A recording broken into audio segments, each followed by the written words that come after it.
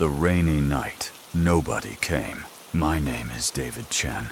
I'm 34 years old, and I've never been more terrified of rain since the night of October 15th. Before I begin, if you're listening to this alone at night, maybe check your locks right now.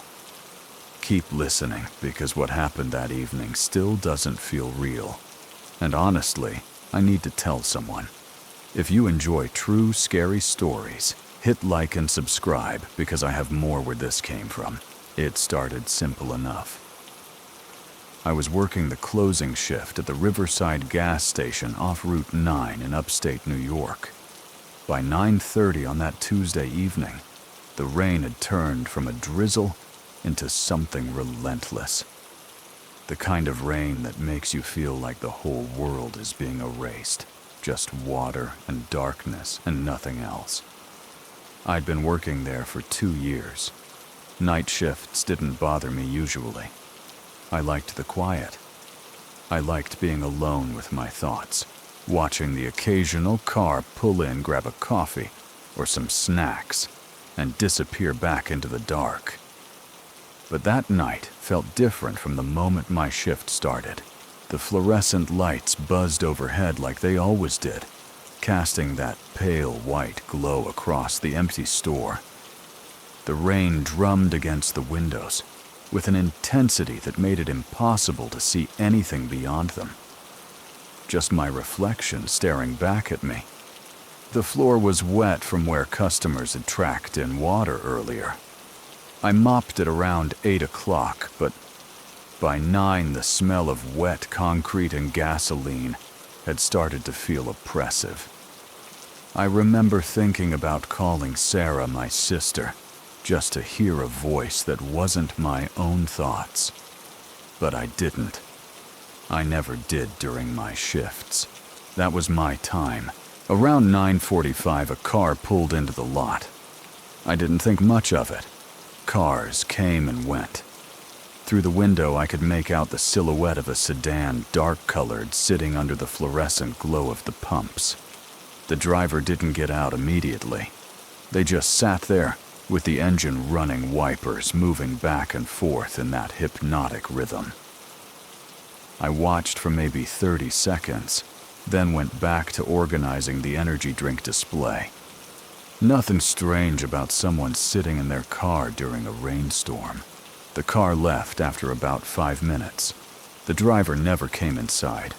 They just filled up and disappeared back into the darkness heading north on Route 9. I felt a small sense of relief when they left. Not because I was afraid or anything.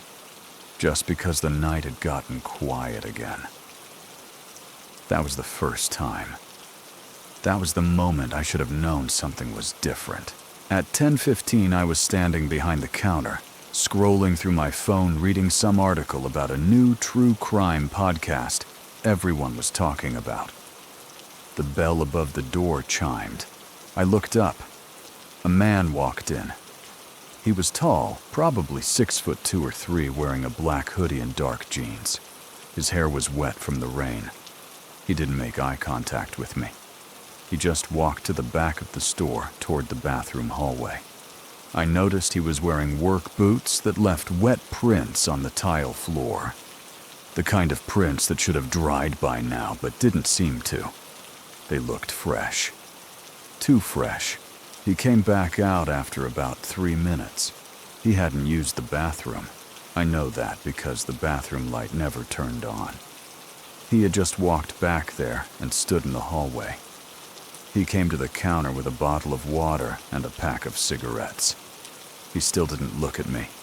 He placed the items down carefully, almost deliberately, and pulled out cash. Exact change, $17.42. He counted it out slowly. Bills first, then coins. While he was doing this, I noticed his hands. They were calloused, scarred, like someone who worked with tools or did manual labor. But that wasn't what caught my attention. It was the way he moved them, with precision, with purpose. Like someone practicing something they'd done 100 times before, I rang up his items. The total came to $12.99. He had given me way too much money. I told him the actual total. He didn't respond. He just looked past me at the wall behind the counter, where we keep the scratch-off lottery tickets.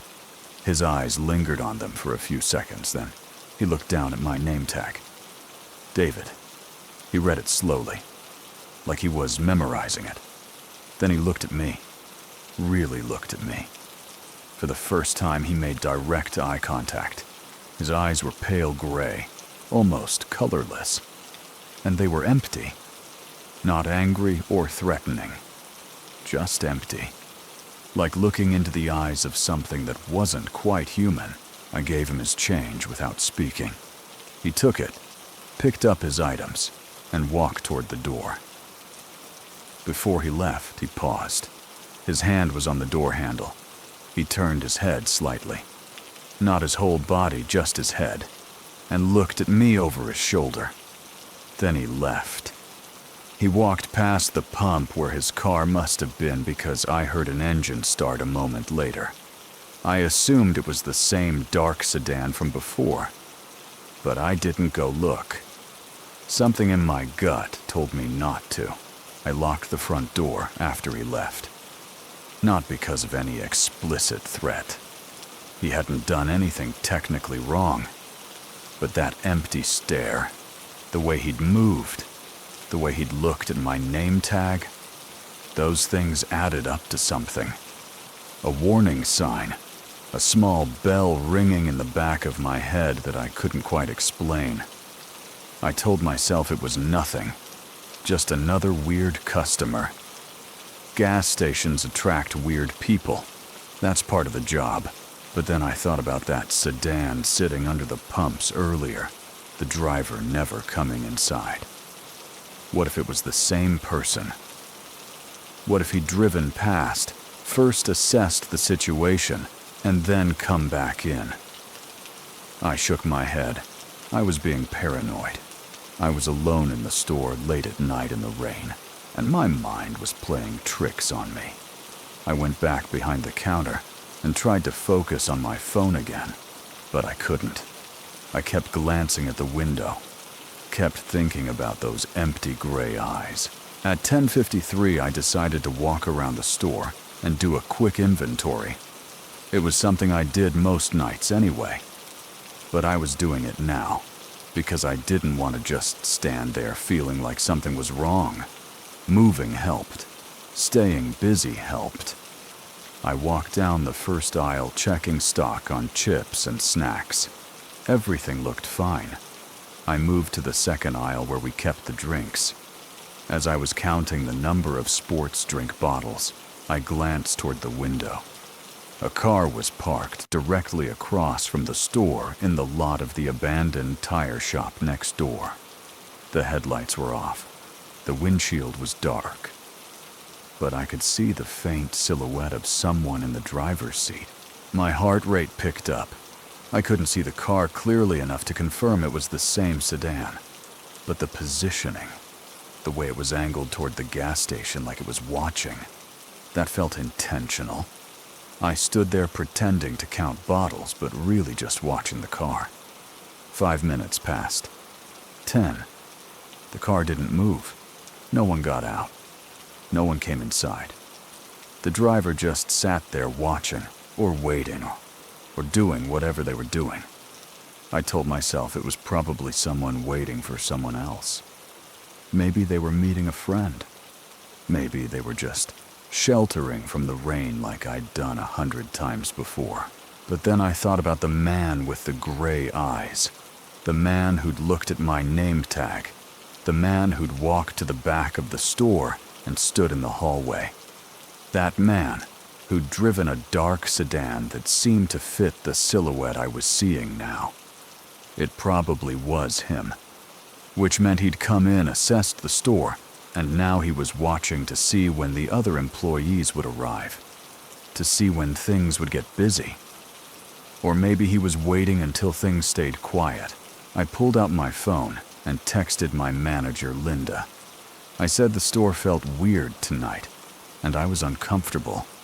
I asked if maybe I could call someone to come sit with me, or if someone would come pick me up when my shift ended at midnight. Linda's response came back in maybe 30 seconds. She asked what was wrong. I said probably nothing, just a weird customer. She told me to call the police if anything actually happened. She said she couldn't authorize overtime for someone to come sit with me. That was the company policy.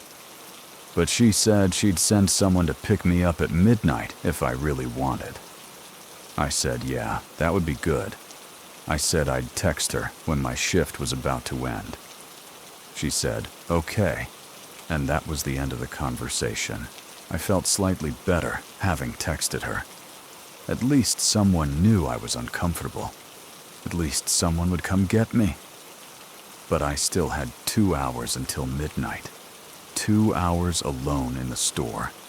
2 hours with that car sitting across the street, and those empty gray eyes burned into my memory. I decided I needed to do something. I needed to take control of the situation somehow. I locked the back door. I double-checked the locks on the bathroom and the storage room. I made sure all the emergency exits were still secure. I was following protocol, which was something I could control, and that helped. At 11:20, something changed. The rain got harder. It went from heavy to absolutely torrential. The kind of rain that sounds like static, like the whole world is being filled with white noise. I was behind the counter again, trying not to look at the window every 30 seconds. I was reading a text thread with Sarah about something stupid our mom had said at dinner last week. Anything to keep my mind occupied.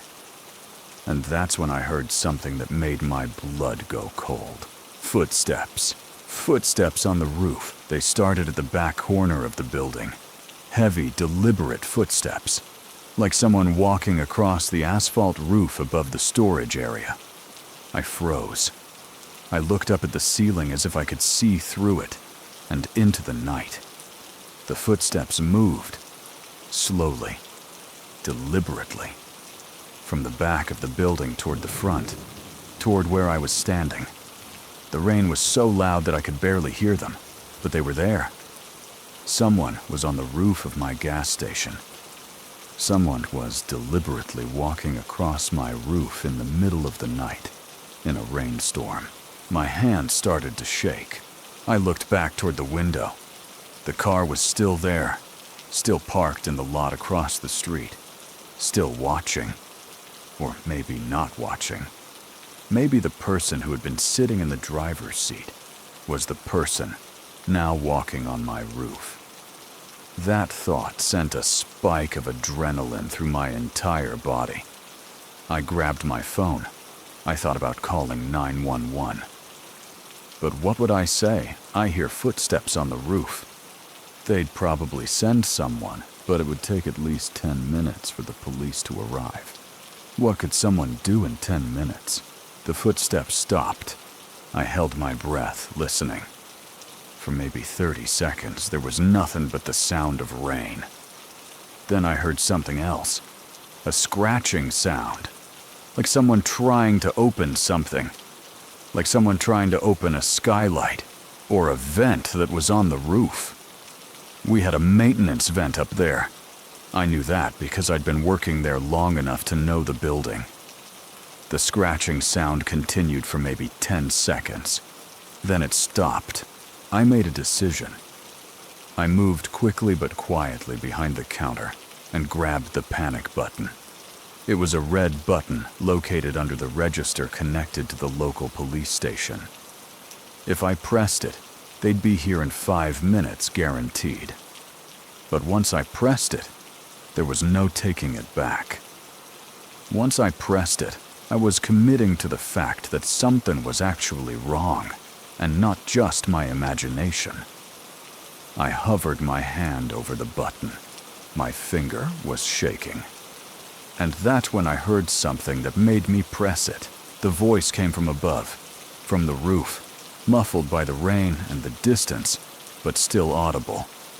It was the man with the gray eyes. I couldn't hear the words, but I heard the tone. It was angry, or frustrated. He was talking to someone else. Someone else was on the roof with him. Or maybe he was on his phone. But no, this sounded like he was talking to another person. I heard a response, another voice, lower, harder to hear. I pressed the panic button. My hand slammed down on it like it was burning. The button clicked. I felt my chest lighten slightly. Help was coming. 5 minutes. The police were being notified right now. Someone at the station was getting the call and dispatching units. But those 5 minutes until they arrived felt like an eternity. The voices on the roof got louder. They were arguing about something. I still couldn't make out words, but the tone was unmistakable. 2 men, both upset. One of them kept saying something that sounded like a name, or maybe a number. I kept listening, trying to make out words, trying to understand what was happening. And then one of the men said something I could hear clearly. He's here, alone, just like you said. My stomach dropped. They knew I was here. They were talking about me. Someone had told them I would be here, alone, during my shift, on this specific night. How would they know that? How would anyone know that I hadn't posted about my schedule on social media? I hadn't told anyone except Linda and Sarah, and Linda wouldn't talk to a stranger. And Sarah would never put me in danger, unless they'd been watching me. Unless they'd seen my car in the lot before.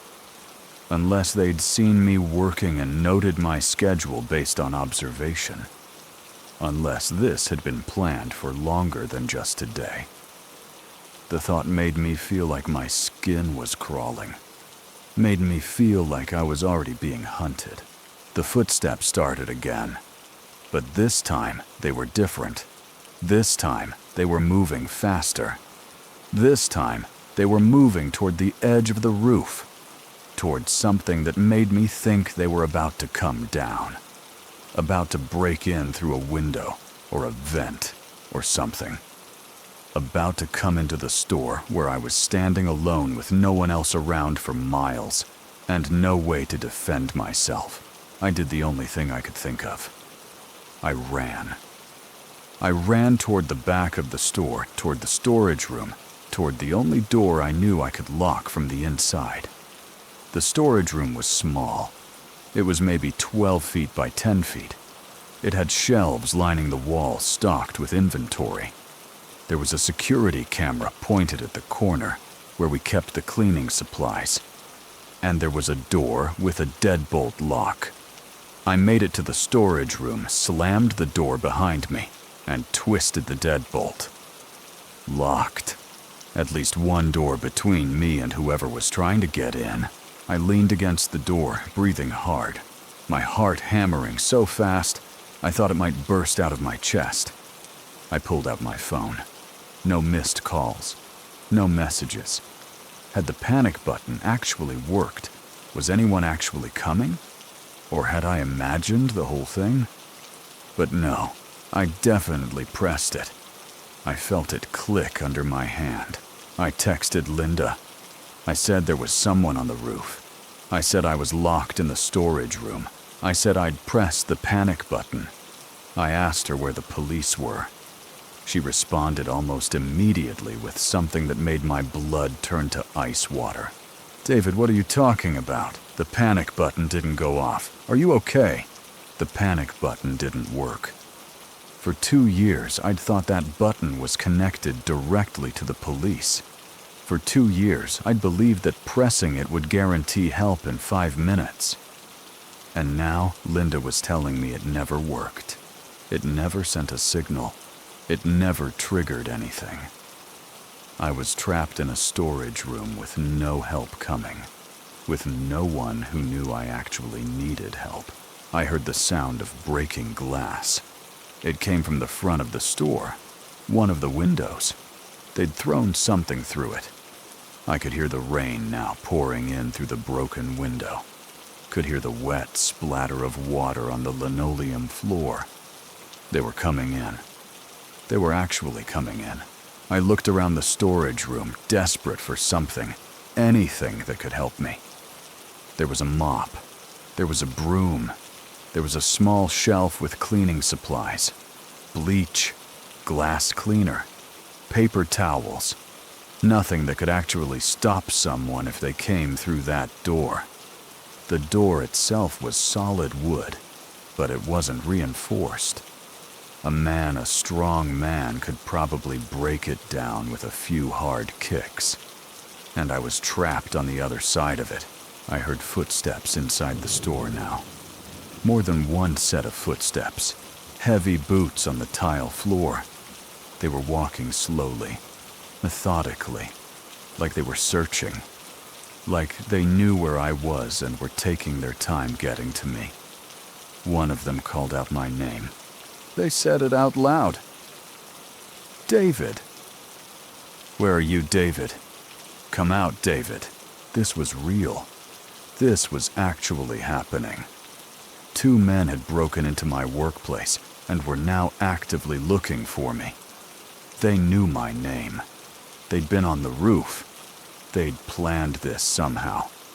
And I was locked in a storage room with no way out except the door they were walking toward. I felt along the shelves looking for anything I could use. My hands found a handle, an old crowbar. Someone had left it in here months ago. It wasn't much, but it was something.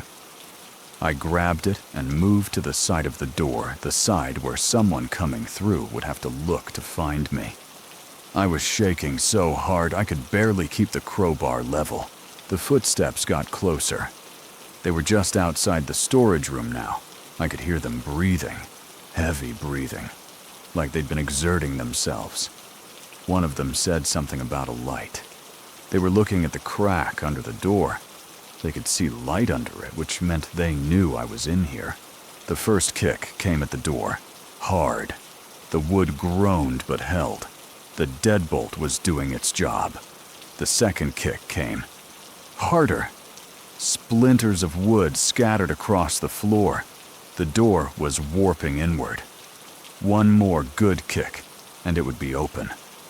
One more, and he'd be through. But then something happened. Something changed everything. A blue light flooded through the broken window at the front of the store. Flashing. Red and blue. Police lights.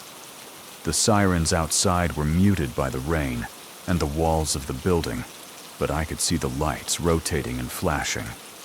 The police were here. Someone had gotten the call. Someone had sent help.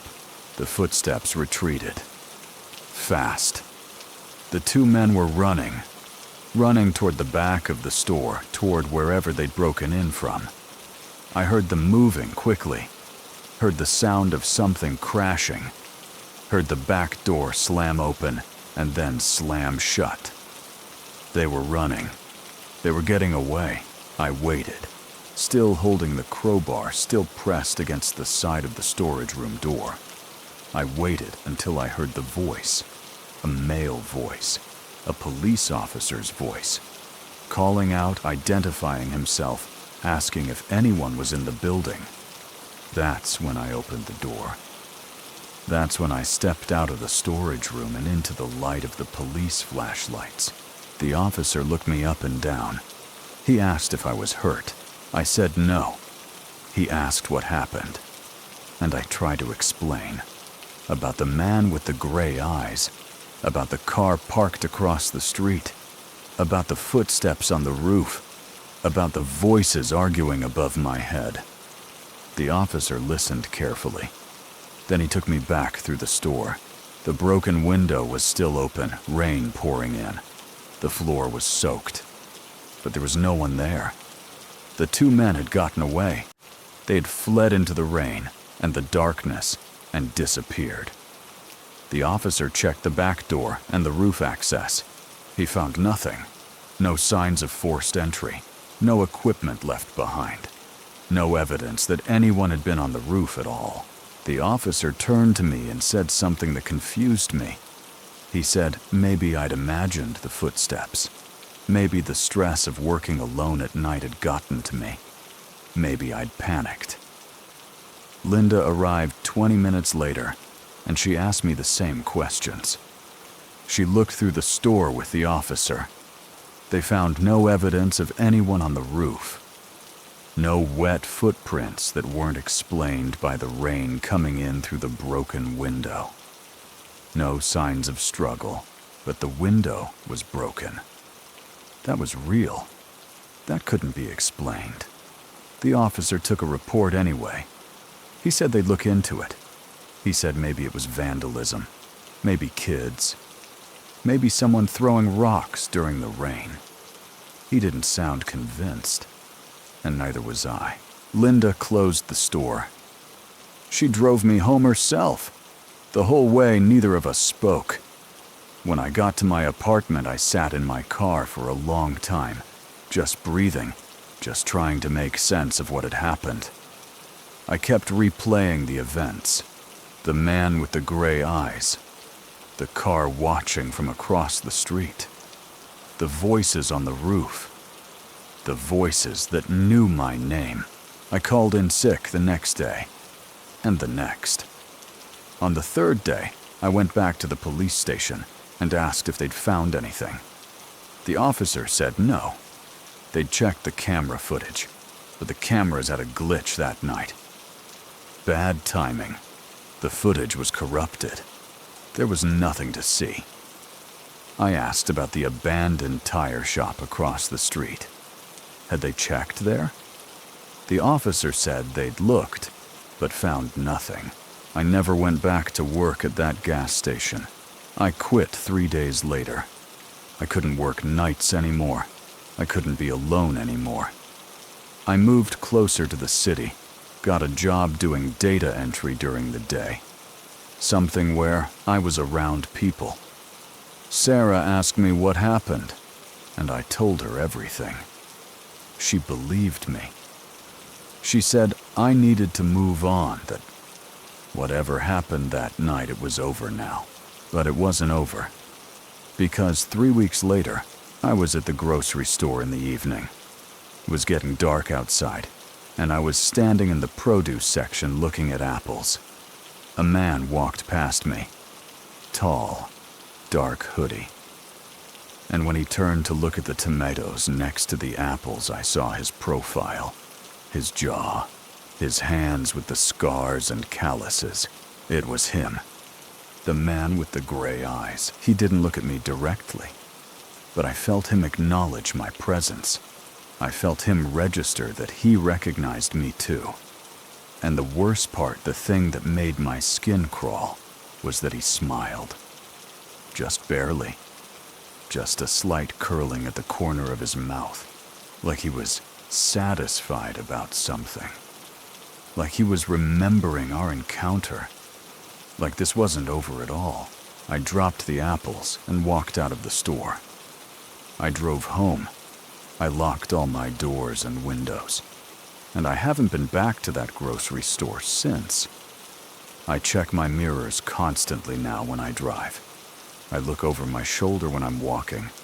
I never work nights. I never stay alone in one place for too long. And I always watch for dark sedans and men in black hoodies. The scariest part about that night isn't what happened while I was in the storage room. It's the question that keeps me awake at night. The question that I still don't have an answer to. How did they know my name? How did they know I would be alone that night? Who told them I worked there? And most importantly, why haven't they come back yet? Because I know they will. I can feel it. That night on the roof, that was just the beginning. And every rainy night since then, when the rain gets heavy, and I hear the sound of it hitting the windows, I think about those footsteps above my head. I think about that empty gray stare. and I wonder when he's going to come back.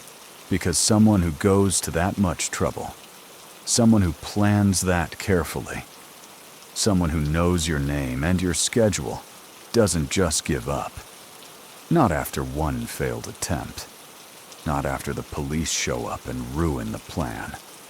He's still out there, somewhere in the darkness, waiting for the next rainy night when I might let my guard down.